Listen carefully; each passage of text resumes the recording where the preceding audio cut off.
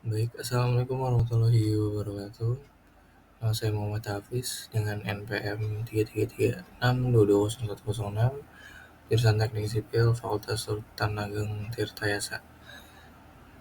Eh, Pada kesempatan kali ini saya akan melakukan presentasi yang berkaitan dengan materi pertemuan 9 sampai pertemuan 15 dalam mata kuliah metode pelaksanaan konstruksi yang dimaksudkan untuk memenuhi tugas pengganti ujian akhir semester. Baik, untuk yang pertama atau materi dari pertemuan 9 yaitu adalah materi tentang pembetonan. Baik, pembetonan sendiri itu merupakan sebuah jenis pekerjaan ya, atau mungkin konstruksi beton sebutannya. Jadi konstruksi beton itu merupakan elemen utama dalam membangun infrastruktur di Indonesia, baik untuk bangunan bertingkat, jembatan, jalan, maupun struktur lainnya. Dalam praktiknya, keberhasilan suatu konstruksi beton sangat bergantung pada pelaksanaan pembetonan yang dilakukan secara teknis dan sistematis. Setiap tahapan mulai dari pekerjaan persiapan, pengukuran, pembersihan, backing hingga pengusuran harus dilakukan dengan ketelitian tinggi guna menjamin kekuatan, stabilitas, dan umur layan struktur tersebut. Baik, pada umumnya biasanya dalam pekerjaan pembetonan ya, itu biasanya alat yang digunakan itu ada concrete mixer atau truck molen ya, kemudian ada tower crane, kemudian ada concrete pump yang untuk memompa beton dari concrete truck mixer ke area yang akan dibeton atau dicor. Kemudian ada dump truck untuk membawa kebutuhan material ataupun alat. Kemudian ada bar bender, bar cutter untuk kebutuhan fabrikasi, begitu pun dengan mesin las, kemudian backcasing sebagai alat pencetak betonnya, kemudian ada concrete bucket untuk pengecoran vertikal, kemudian ada scaffolding dan yang terakhir pun ada alat surveying seperti total section, theodolite atau water pass untuk stacking out dan pengukuran lainnya. Kemudian materialnya biasanya digunakan adalah beton ready mix ya, udah jelas karena pembetonan. Kemudian baja tulangan atau rebar, kemudian ada backcasting yang dapat berbahan kayu, multiplex ataupun pelat baja ya. Kemudian ada kawat binding atau kawat benderet. Bagi dalam konstruksi pembetonan, beberapa tahapan itu yang pertama itu dimulai dengan persiapan. Dalam tahapan ini mencakup pengumpulan dan penyiapan alat serta material yang dibutuhkan seperti baja tulangan, bahan backcasting, dan peralatan pengecoran. Kemudian juga persiapan juga melibatkan pengecekan ulang terhadap gambar kerja atau shop drawing, penjadwalan pengecoran serta koordinasi antar tim teknis. Perencanaan yang matang pada tahap ini bertujuan untuk mencegah hambatan teknis saat pelaksanaan. Dan juga tak lupa biasanya pada pekerjaan persiapan pun dilakukan seperti pada gambar ya, yaitu adalah surveying atau stacking out gitu. Jadi kita menentukan patok-patok yang nantinya akan menjadi titik berdirinya bangunan sesuai dengan gambar kerja. Kemudian yang kedua itu adalah pemasangan scaffolding dan backcasting. Scaffolding atau perancah ya, atau tiang-tiang ya seperti ini dipasang sebagai perancah kerja dan penyangga backcasting. Komponen utama scaffolding itu seperti mainframe, cross branch, dan U-head jack harus dipasang secara stabil dan sesuai elevasi yang ditentukan oleh surveyor atau berdasarkan gambar kerja. Kemudian setelah scaffolding terpasang, backcasting dipasang untuk membentuk cetakan beton, dan backcasting harus mampu menahan tekanan beton tentunya dan beban sementara lainnya. Kemudian yang ketiga itu adalah tahap pembersihan apabila backcasting sudah dipasang ya. Kemudian pembersihan dilakukan dengan merangkai tulangan di atas backcasting sesuai dengan detail pada gambar kerja. Tulangan itu dapat berupa baja polos atau ulir, biasanya sih ulir ya sekarang ya, untuk bangunan gedung terutama. Dan harus dipasang dengan posisi dan jarak selimut yang tepat. Tulangan biasanya dipotong dan dibentuk di area fabrikasi atau di bawah atau mungkin di lantai kerja ya sebutannya. Kemudian dipasang di lokasi menggunakan bantuan kren dan sebagainya.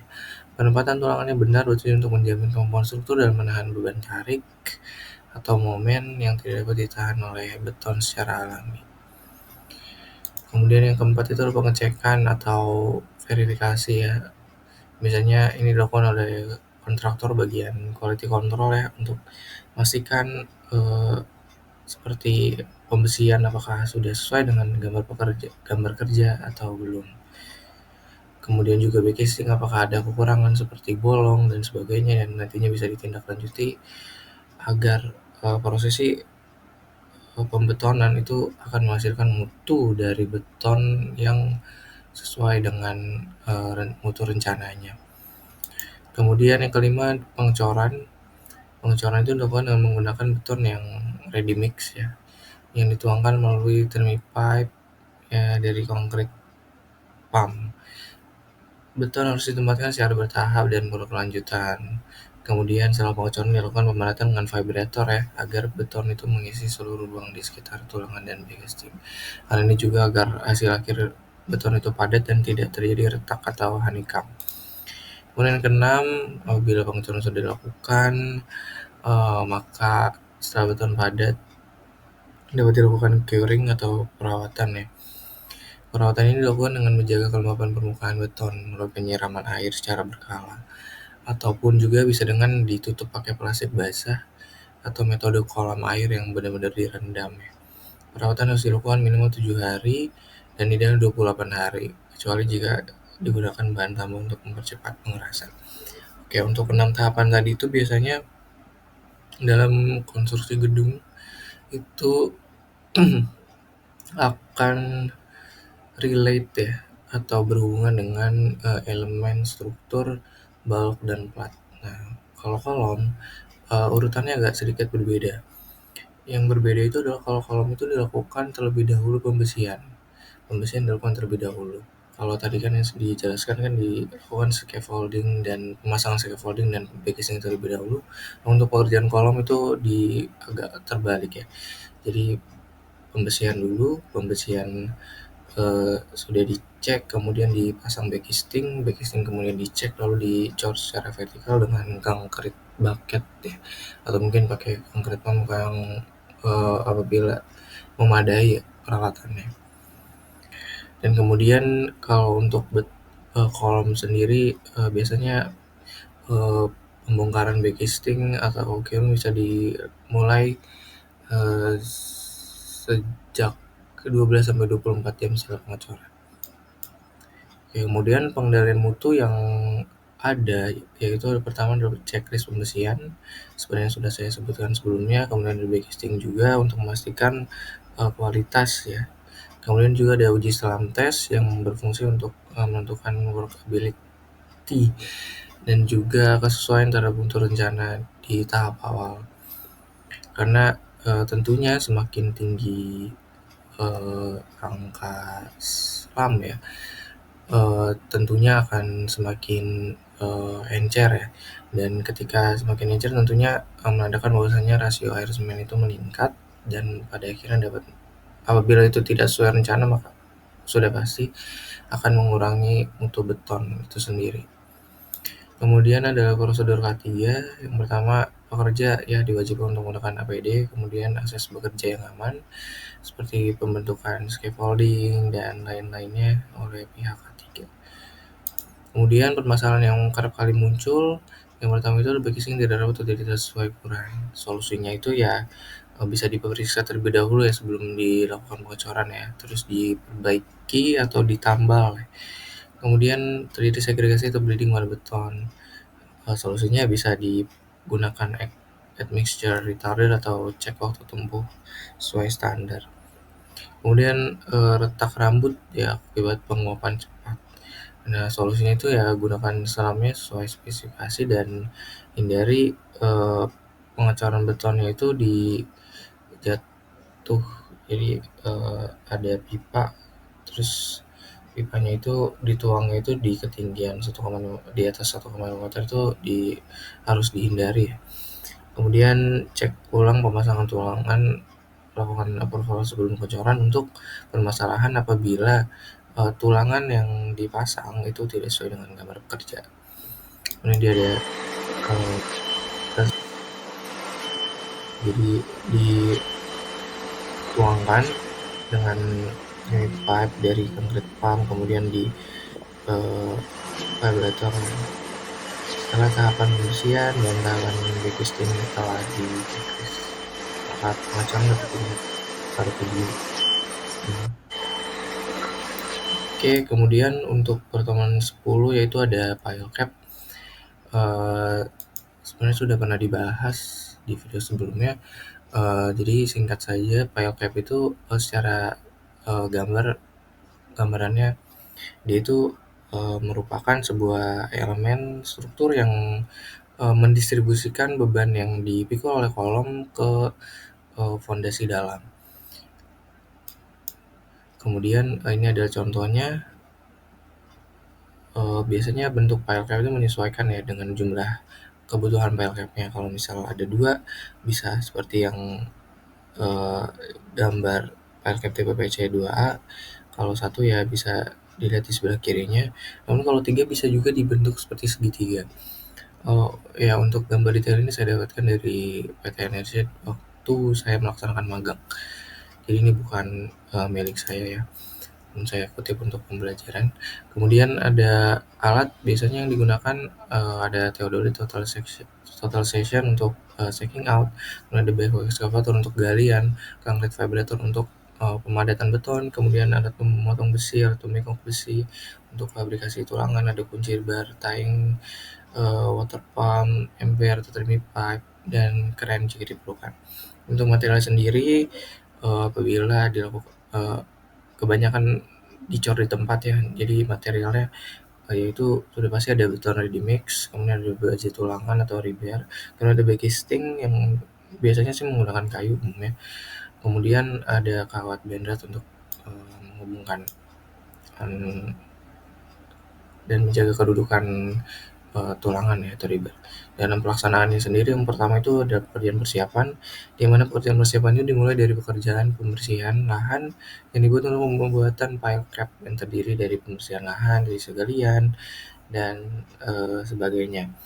Kemudian setelah itu dilakukan pengukuran untuk menentukan titik aspal cap-nya. Efektif menggunakan total station dan ya dilakukan berdasarkan shop drawing ya. Kemudian yang kedua itu ada pengecoran lantai kerja, jadi dibuat lantai kerja terlebih dahulu, di mana lantai kerja sendiri berfungsi untuk memudahkan pelaksanaan pekerjaan PLP. Nah, seperti berikut. Kemudian ada pembersihan. Pembersihan sendiri itu besi tulangan ini akan difabrikasi pada tempat fabrikasi besi atau di lantai kerja sebutannya atau di tempat fabrikasinya. Kemudian perakitan besi tulangan ini langsung dilakukan di lubang pile cap-nya dengan menggunakan baja ulir dan juga diberikan beton decking. Kemudian yang keempat itu ada pemasangan backcasting, di mana setelah dilakukan pembersihan dilakukan juga checklist, dilakukan pemasangan backcasting. Jadi biasanya umumnya menggunakan kayu ya seperti pada gambar. Kemudian setelah dipasang backcasting, dilakukan checklistan terlebih dahulu terhadap rebarnya atau tulangannya apakah sudah sesuai dengan gambar kerja atau belum. Kemudian kalau sudah, dicek kembali backcastingnya apakah ada kebocoran dan sebagainya. Apabila sudah, maka dapat dilakukan pengecoran. Pengecoran ini dilakukan seperti yang saya sebutkan sebelumnya setelah backcasting terpasang dan sudah diceklis. Kemudian selama prosesinya beton dituangkan dengan thermi pipe yang dialirkan oleh concrete pump, dan saat dituangkan digunakan vibrator beton ya untuk meminimalisir kerusakan beton akibat tidak padatnya atau tidak meratanya sebaran beton di permukaan backcasting. Kemudian ada curing seperti yang dibahas juga pada materi sebelumnya. Jadi ya untuk mencegah terjadinya penguapan ya berlebihan terhadap kadar air pada saat setting time beton ya, karena dapat terjadi kecacatan ya terhadap beton. Jadi ya tentunya curing akan sangat berguna untuk menghindari kehilangan kadar air dan semen ya akibat penguapan. Kemudian ada pengendalian mutu seperti sebelumnya, terdapat checklist pembersihan, backcasting, dan uji selam tes. Kemudian ada prosedur K3 juga sama, di mana pekerja harus senantiasa menggunakan APD, kemudian akses bekerja yang aman. Kemudian permasalahannya yang pertama itu biasanya ada genangan air di galian. Solusinya itu ya gunakan pompa air aja. Pastikan galian itu tetap kering sebelum cor beton ya, untuk memaksimalkan mutu beton itu sendiri juga. Kemudian posisi pile cap-nya nggak tepat, ya solusinya ya lakukan survei ulang dengan totalization dan sesuaikan posisi pile cap atau detail tulangannya. Kemudian ada beton tidak padat atau honeycomb. Ya, solusinya itu gunakan vibrator beton secara merata dan pastikan casing tertutup rapat. Kemudian ada penempatan dan pengikatan tulangan tidak sesuai gambar kerja. Solusinya itu adalah pengawasan rutin dan checklist ketat sebelum pengecoran dilakukan. Ini ada contoh video.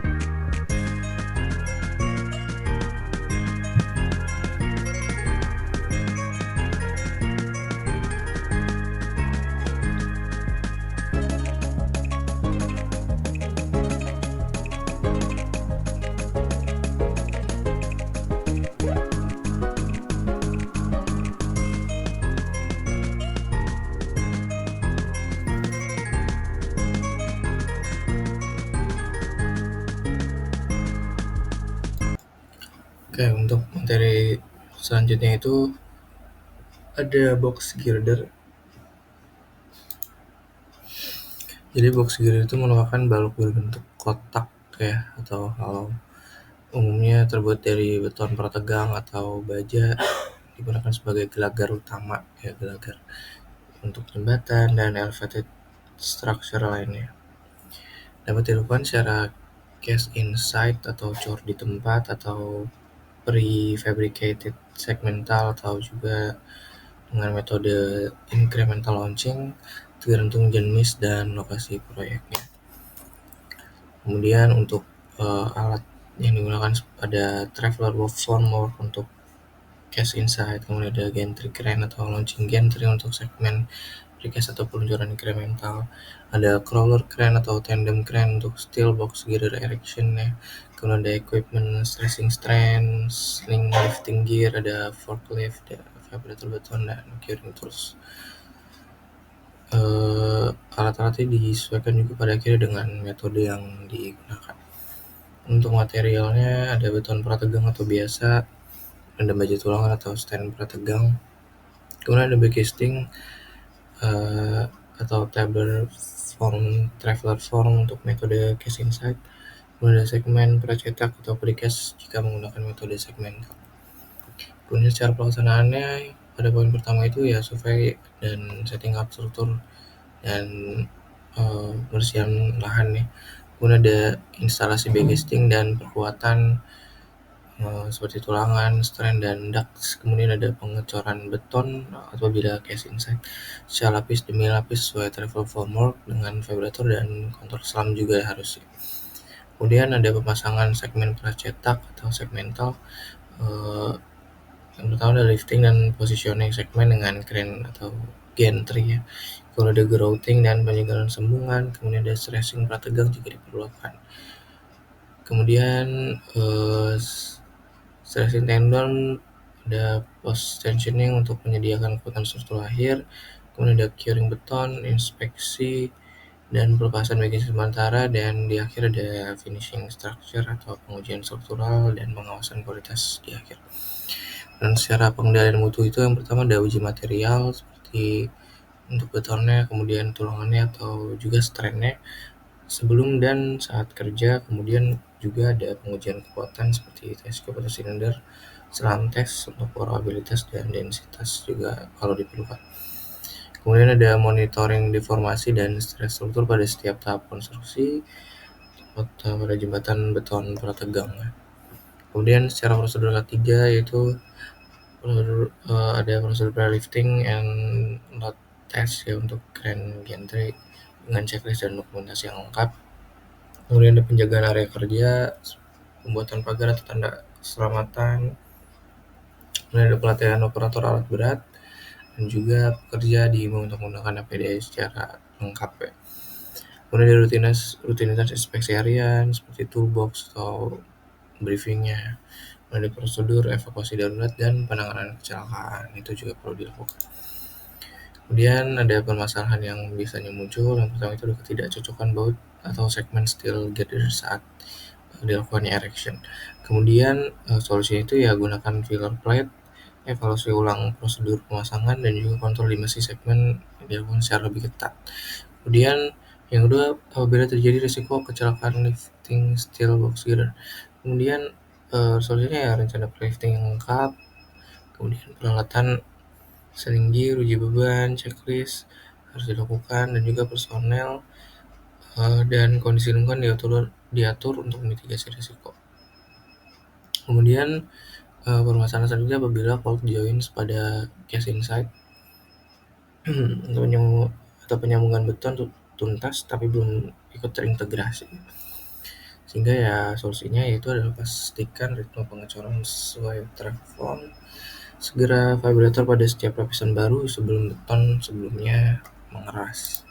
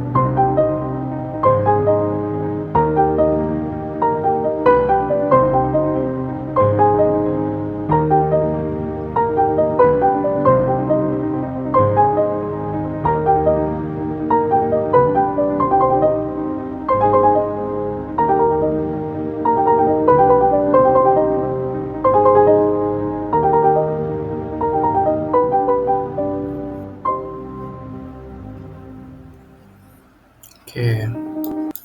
Kemudian yang selanjutnya ada metode pelaksanaan konstruksi untuk jembatan ya.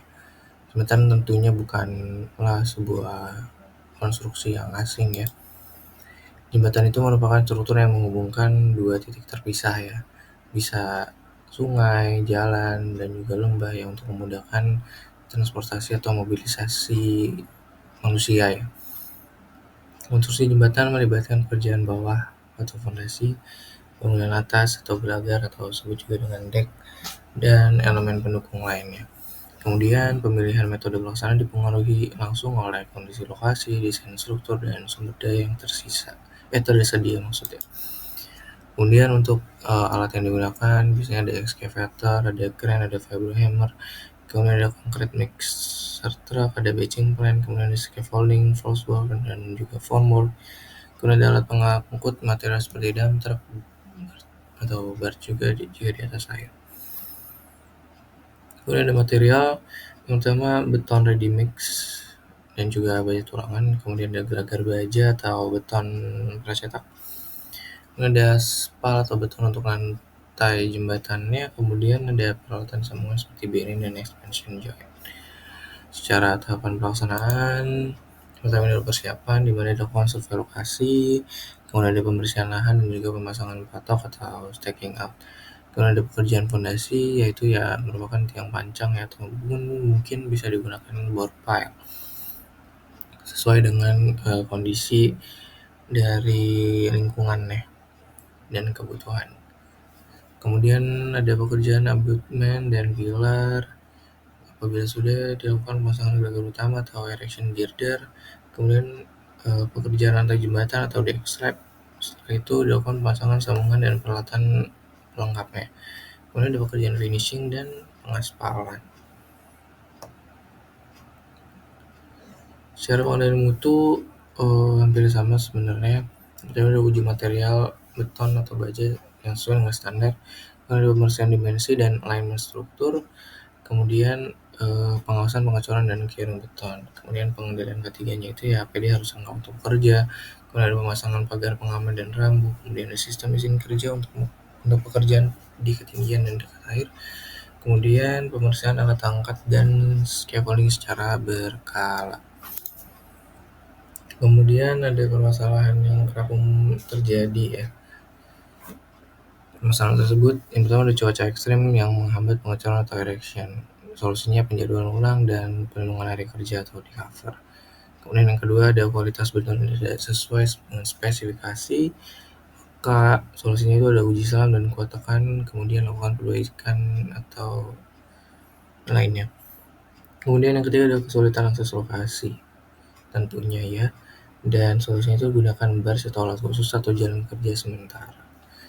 Sementara untuk video pelaksanaannya mungkin bisa lihat di video yang saya cantumkan berikut.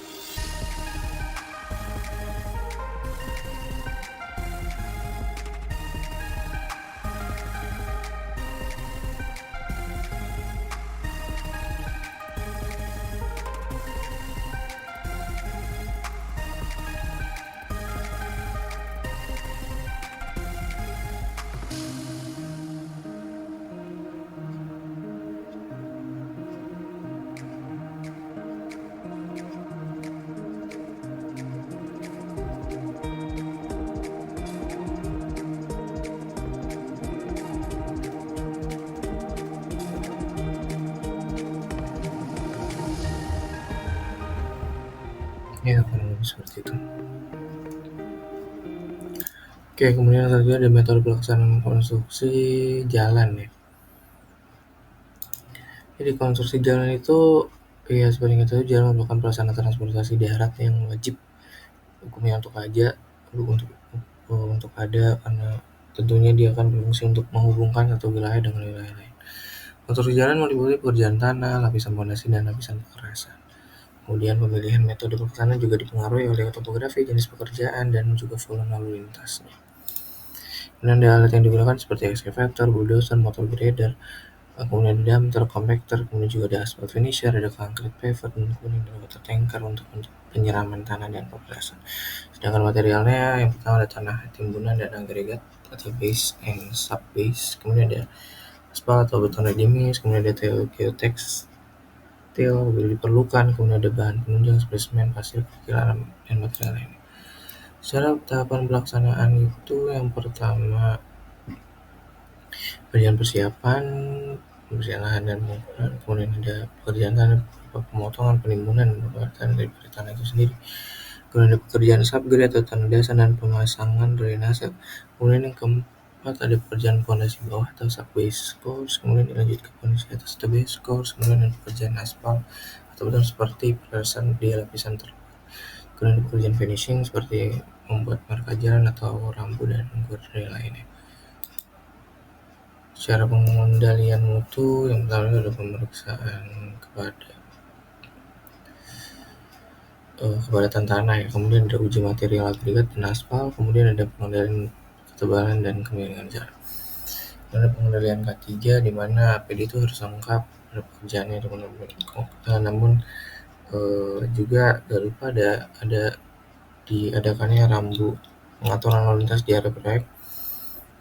Kemudian ada safety check juga oleh alat berat dan operator, kemudian ada perlindungan pekerja dari debu dan panas matahari.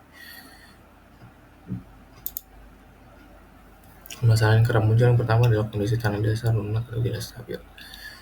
Solusinya ganti tanah atau soil replacement atau gunakan geotextile dan stabilisasi tanah. Dan yang kedua ada cuaca yang hujan mengganggu pemalatan perkerasan, kemudian atur jadwal kerja. Sebagai solusinya dengan menggunakan pelindung sementara. Dan apabila permasalahan ketebalan perkerasan tidak merata, solusinya adalah kontrol ketebalan saat pelaksanaan dan melakukan perbaikan total. Itu merupakan video.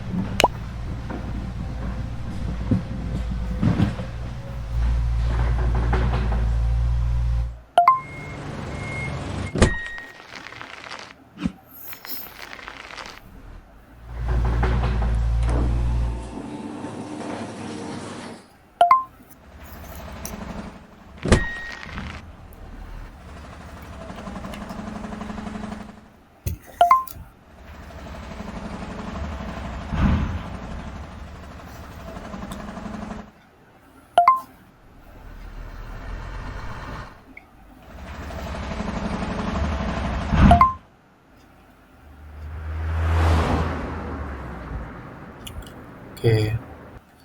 Kemudian yang terakhir maafin negativo ya. Yang terakhir. Baik, sebelumnya ini pertemuan ke-15 atau mungkin materi terakhir ya tentang pembongkaran bangunan.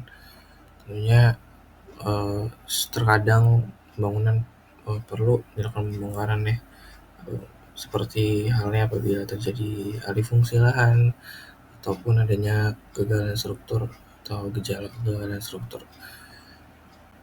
Kemudian secara pembongkaran bangunan ya merupakan sebuah proses merobohkan sebagian atau seluruh struktur yang sudah tidak digunakan, rusak atau akan diganti dengan bangunan yang baru. Metode pembongkaran itu dipilih berdasarkan jenis bangunan, lokasi, bahan konstruksi, dan kondisi lingkungan sekitar. Tujuan utamanya sebagai untuk keamanan, efisiensi, serta meminimalkan dampak pada lingkungan sekitar. Alat yang digunakan seperti excavator dengan attachment breaker atau shear ya. Ada crane dengan bol penghancur, kemudian ada jackhammer dan alat pemotong, kemudian ada dump truck untuk mengangkut puingnya, kemudian ada alat semprotan mengurangi debu. Kemudian materi yang digunakan seperti jaring pengaman, scaffolding untuk pelindung, ada APD lengkap dan kontainer atau karung untuk memisahkan limbah. Ini cara pelaksanaan yang pertama itu ada survei bangunan, penyusunan rencana pembongkaran terlebih dahulu, kemudian ada pemutusan utilitas seperti listrik, air, dan gas, kemudian ada pemasangan pagar pengaman dan jaring penahan puing, kemudian ada pembongkaran bagian non-struktural atau pintu dan juga jendela, dan pembongkaran non-struktural seperti balok, kolom, dan kemudian ada pemilahan pengangkutan materi bongkaran dan pembersihan lahan.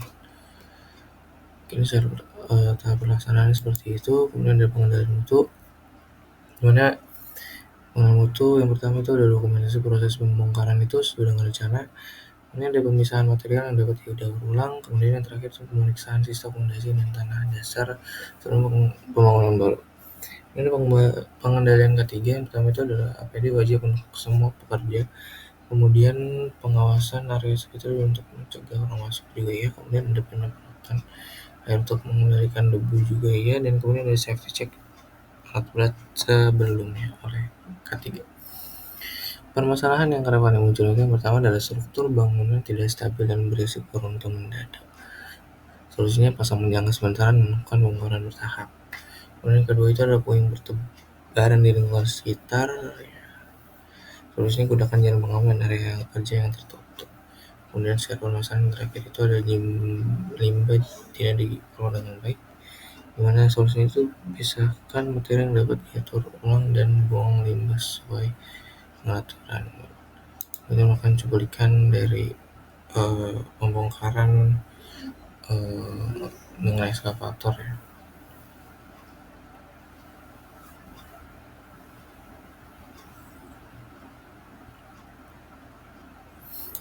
Mungkin cukup sekian yang bisa saya sampaikan, kurang lebihnya mohon dimaafkan. Assalamualaikum warahmatullahi wabarakatuh.